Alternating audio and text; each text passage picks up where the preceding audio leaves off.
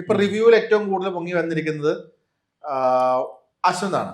പക്ഷെ അതൊരിക്കലും ഒരു സൈഡ് അശ്വന്തിന് ഭയങ്കര പോപ്പുലാരിറ്റി ഉണ്ട്, പക്ഷെ ഇപ്പറ സൈഡ് ഭയങ്കരമായിട്ട് ശത്രുക്കളാണ് കൂടുതൽ. ഇപ്പം അശ്വന്തിന്റെ ഫാമിലിയിൽപ്പെട്ട ഒരാളോ അല്ലെങ്കിൽ അശ്വന്തിന്റെ ഒരു അടുത്ത തലമുറയോ ഒക്കെ ഒരു സിനിമയിലേക്ക് വരണം, അല്ലെന്നുണ്ടെങ്കിൽ ഈ ഒരു കലാരംഗത്തേക്ക് വരണം എന്ന് പറഞ്ഞു കഴിയുമ്പോൾ അശ്വന്ത് കോക്കിന്റെ ഇന്ന ആളാണെന്ന് പറഞ്ഞു കഴിഞ്ഞാൽ അത് വലിയ തടസ്സമായിട്ട് ഇപ്പം നിൽക്കുന്ന ഒരു പേടിയില്ല വരും തലമുറയ്ക്കോ അല്ലെന്നുണ്ടെങ്കിൽ അശ്വന്തിന്റെ ഒരു ക്ലോസ് സർക്കിളുള്ള ഒരാൾക്ക്. ഇല്ല, എന്റെ ആരും സിനിമയിലേക്ക് വരില്ല. അതെങ്ങനെ പറയാൻ അല്ല, അതെ, ഐ നോ ദാറ്റ്.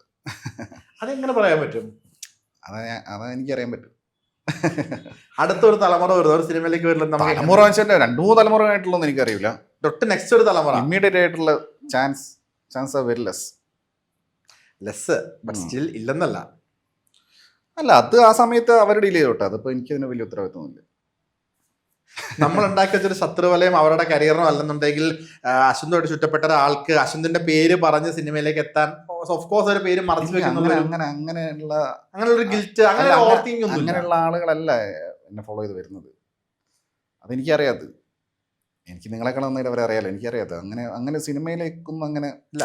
ഞാൻ ഇപ്പൊ അശ്വന്തിന്റെ നെക്സ്റ്റ് ജനറേഷൻ ഉണ്ടല്ലോ, കുറെ ജനറേഷൻ കണ്ടില്ല, എനിക്കറിയില്ലല്ലോ, ഇപ്പം പറയാൻ പറ്റില്ല. തൊട്ട് ഇമ്മീഡിയറ്റ് അശ്വന്തിന്റെ ഇമ്മീഡിയറ്റ് ആയിട്ടുള്ള വരില്ല, എനിക്കറിയാത്.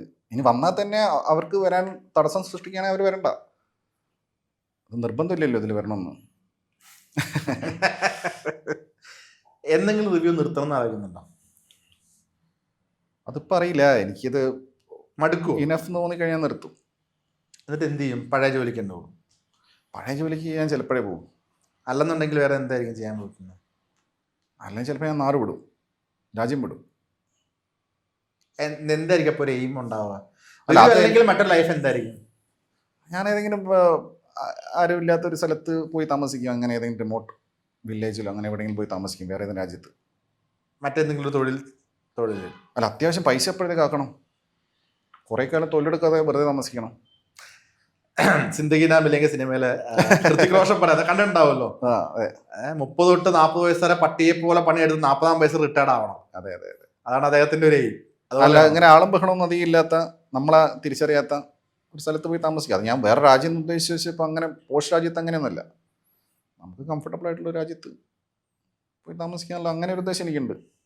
അതാണ് ഈ നമ്മളിപ്പോൾ മോഹൻലാൽ മമ്മൂട്ടി ഉൾപ്പെടെ ആൾക്കാർ പറഞ്ഞു, അവരുടെ ഹാർഡ് കോർ ഫാൻസിനെ പറഞ്ഞു, ഇപ്പം ജെനുവിൻ ഫാൻസിനെ പറഞ്ഞു. ഇതൊന്നുമല്ലാത്ത നമ്മളിപ്പോൾ ഒരു രാഷ്ട്രീയത്തിനെ പറ്റി പറയുകയാണെങ്കിൽ പല തട്ടിൽ നമുക്ക് അണികളെ നിരത്താം. ഭയങ്കരമായിട്ട് ഇന്റലക്ച്വലായിട്ട് ചിന്തിക്കുന്ന അണികളുണ്ട്, ഒരു ഇടത്തര അണികളുണ്ട്, അങ്ങോട്ടും പോവാം ഇങ്ങോട്ടും പോകാൻ നിൽക്കുന്ന അണികളുണ്ട്, തല്ലാനും കൊല്ലാനും നിൽക്കുന്ന അണികളുണ്ട്, ഒരു ബോധം അതിലുണ്ടാവും. ഈ കൂട്ടത്തിലും കാണുമ്പോൾ ഇപ്പൊ ഒരു ഫാൻസ് എന്ന് പറഞ്ഞു കഴിഞ്ഞാൽ കാട്ടയ്ക്ക് അവൻ നെഗറ്റീവ്, അവനെ തല്ലണം എന്ന് പറഞ്ഞ ഒരു ആൾക്കാർ ഇഷ്ടം പോലെ ഉണ്ടാവും. അവരതിന്റെ ആ ഒരു സെൻസ് എടുക്കാത്ത ആൾക്കാരായിരിക്കും. അപ്പം അങ്ങനെ ഈ ആക്രമണവും കാര്യങ്ങളൊക്കെ പല ഇന്റർവ്യൂവിലും പറഞ്ഞിട്ടുണ്ട്. അത് അല്ലാതെ വേറെ എന്തെങ്കിലും ഒരു പെട്ടെന്നൊരു പേടിപ്പെടുത്തുന്ന ഒരു ഇൻസിഡന്റ് ഉണ്ടായിട്ടുണ്ടോ? പെട്ടെന്ന് ഇപ്പൊ ഒട്ടും പ്രതീക്ഷിക്കാതെ ഒരാൾ വന്ന് ഇടിച്ചു കയറി വരുക? ഇല്ലില്ല, അങ്ങനത്തെ സിറ്റുവേഷൻ ഉണ്ടോ? ഒന്നാമത് ഞാൻ അങ്ങനെ അവൈലബിൾ അല്ലല്ലോ അങ്ങനെ സിറ്റുവേഷൻ. അല്ല, ഇപ്പൊ എവിടെയെങ്കിലും ഒക്കെ ഒരു സ്ഥലത്ത് പുറത്തും ഇപ്പൊ ഞാൻ കണ്ടിട്ടുണ്ട്, അശ്വന്ത് ഏതോ ഒരു കടയിൽ മാസ്ക് ഇട്ടിട്ട് പോയി എന്തോ മേടിക്കാൻ വേണ്ടി പുറകിൽ നിന്ന് ഒരുത്തം പറ്റി ഇങ്ങനെ വീഡിയോ എടുക്കുക. അശ്വന്ത് പെട്ടെന്ന് നോക്കിയിട്ട് മുഖം തിരിക്കുന്നുണ്ട്. ആ വീഡിയോ ഞാൻ കണ്ടിട്ടില്ല. അങ്ങനെ വീഡിയോ ഉണ്ട്? ആണോ? അതിപ്പോ നോക്കിയത് വീഡിയോ കണ്ടിട്ടല്ലല്ലോ നോക്കിയത്. അശ്വന്ത് നോക്കുമ്പോൾ അങ്ങനെ വീഡിയോ ഞാൻ കണ്ടിട്ടില്ല. ഒരു മാസ്ക് ഒക്കെ ഇട്ടിട്ട് കടയിൽ പോയത് ഒരു സാധനം മേടിക്കുക, ഇന്നത്തേക്കുള്ള റിവ്യൂവിനുള്ള സാധനം മേടിക്കുകയാണ് മച്ചാൻ എന്ന് പറഞ്ഞിട്ട് അതിന്റെ ക്യാപ്ഷൻ.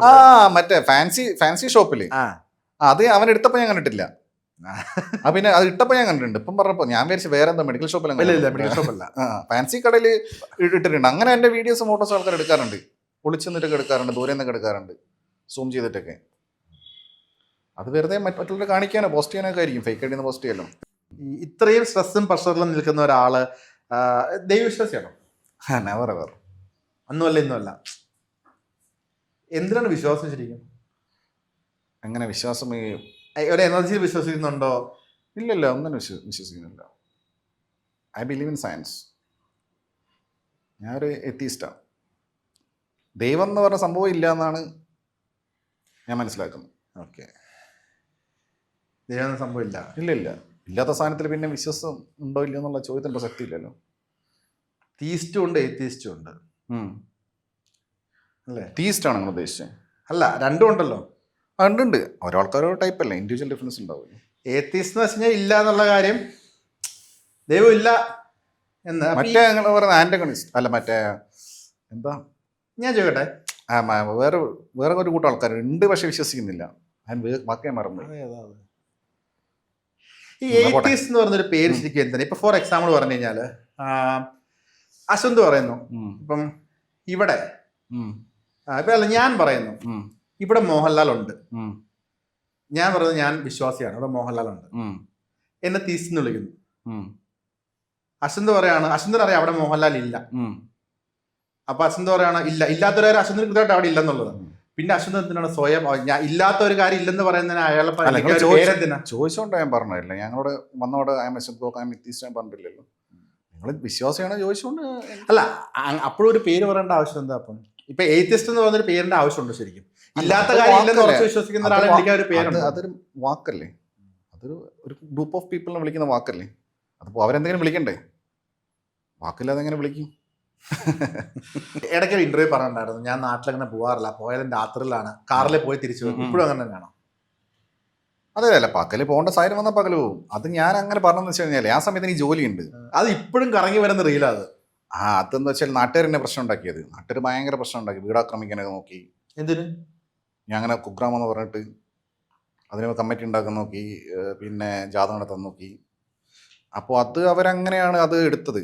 കുഗ്രാമം എന്നുള്ളത് അപരിഷ്കൃതമായ ഗ്രാമം, അല്ലെ ഞാൻ എൻ്റെ നാടിനെ തള്ളിപ്പറഞ്ഞെന്ന രീതിക്ക് എടുത്തത്. പിന്നെ എൻ്റെ ഒരു ടോൺ അങ്ങനെയായിരുന്നു പറഞ്ഞത്, ഒരു പുച്ഛം. ഞാൻ നാട്ടിൽ ഞാൻ പോകാറില്ല, ആര് ഇതാക്കാറില്ല, ഞാൻ രാത്രി കാറിന് പോയി ഞാൻ തിരിച്ചു വരും. അപ്പോൾ പറഞ്ഞ ടോണിലേ ആൾക്കാർക്ക് ഭയങ്കര ദേഷ്യമായി എൻ്റെ അടുത്ത്. ആ ദേഷ്യം ഇപ്പോഴും കാണുമായിരിക്കും. അവരുടെ നാട്ടിലെ ശത്രുക്കൾ അവസ്ഥ ആലോചിച്ച് നോക്ക്. സാധാരണ ഏതൊരു ഓൺലൈൻ ശത്രുക്കളുള്ള ആൾക്കാർ നാട്ടിലെങ്കിലും ശത്രു ഇല്ല, നാട്ടുകാരെ സപ്പോർട്ട് ഉണ്ടോ? എനിക്ക് അതുമില്ല. നാട്ടിലും പുറത്തിറങ്ങാൻ പറ്റില്ല, ശത്രുക്കളാണ്. മിണ്ടില്ല ആൾക്കാർ കണ്ടാലും. ആൾക്കാരെന്നെ കാണുന്നില്ലല്ലോ, ഞാൻ വണ്ടിയില്ലേ പോന്നെ. കൂടെയും കൊട്ടിച്ച വണ്ടി പോയി ആൾക്കാരെങ്ങനെ കാണാനാ? അപ്പോ അതാണ് അത് അന്ന് ഞാൻ ഫ്ലോയിൽ പറഞ്ഞു. അപ്പൊ കുഗ്രാമത്തിന് ആ അപരിഷ്കൃത ഗ്രാമം എന്നുള്ള മാത്രമല്ല അർത്ഥം, റിമോട്ട് വില്ലേജ് എന്നുള്ള അർത്ഥമേ ഉള്ളൂ. ഇനി അങ്ങനെ ഇവര് മറ്റേന്താ പറയുന്നത് ശബ്ദധാര വിലയൊക്കെ എടുത്തു നോക്കിയിട്ടൊക്കെയാണ് ഇവർ പ്രശ്നം ഉണ്ടാക്കി. വാക്കുകളുടെ അർത്ഥം എടുക്കാൻ ഭയങ്കര ഡേഞ്ചറാ. ഓരോ വാക്കുകളിലൊക്കെ നമ്മൾ പറയുന്നതിന്റെ അപ്പൊ അത് അന്ന് ഭയങ്കര നിങ്ങൾ വിചാരിക്കുന്ന പ്രശ്നമല്ല. ഒരു നാട്ടുകാർ മൊത്തം ഒരാൾക്കെതിരെ തിരിയുക, എന്നിട്ട് നാട്ടിലിവനെ കാലുകുത്ത സമ്മതിക്കണോ പറയാ. അമ്മയും അച്ഛനൊക്കെ പേടിച്ചില്ലേ? ഇല്ല, അങ്ങനെ വീടാക്രമിക്കുന്ന പറഞ്ഞാൽ നമുക്കറിയുന്ന കുറച്ച് ആൾക്കാർ നാട്ടിൽ കാണുമല്ലോ. അത് അവരൊരു ആവേശമാണ്. ഞാനത് മെറ്റഫോറിക്കലി പറഞ്ഞു. ഓക്കെ. അതവർ കല്ലെടുത്തെറിഞ്ഞെന്നല്ല, ആണ് അത്രയും ഒറ്റപ്പെടുത്താൻ ശ്രമിക്കുക. സിമ്പിൾ. അത് തന്നെ. അത് അവരതങ്ങ് സെലിബ്രേറ്റ് ചെയ്ത്, മനസ്സിലായോ? ആൾക്കാർ ഈ കയോ സെലിബ്രേറ്റ് ചെയ്യാന്നുള്ളതാണല്ലോ ആൾക്കാരെ ബേസിക് ആയിട്ടുള്ള ഒരു പരിപാടി. അപ്പം അത് കഴിഞ്ഞിട്ട് ഇപ്പോൾ 2-3 വർഷമായി. പിന്നെ അന്നേരം ഈ ജോലിയുണ്ട്. ഇപ്പോൾ ജോലിയുള്ളപ്പോൾ സ്വാഭാവികമായിട്ടും ഞാനിങ്ങനെ പകല് പോകുന്നത്. ഇപ്പോൾ വെള്ളിയാഴ്ച ഞാൻ ജോലി കഴിഞ്ഞ് വീട്ടിലെത്തുമ്പോൾ രാത്രിയാവും, മനസ്സിലായില്ലേ? പിന്നെ ജോലിക്ക് പോകുന്ന ദിവസം ചിലപ്പോൾ ഏർലി മോർണിംഗ് ഞാൻ ഇറങ്ങുന്നത്. അപ്പോൾ ആൾക്കാർ പിന്നെ പൊതുവേ ഞാൻ ഇൻട്രോവേർട്ട്. ഞാനിപ്പോൾ ആൾക്കാരോട് പണ്ടേ ഞാൻ ഇതില്ല, സംസാരമില്ല.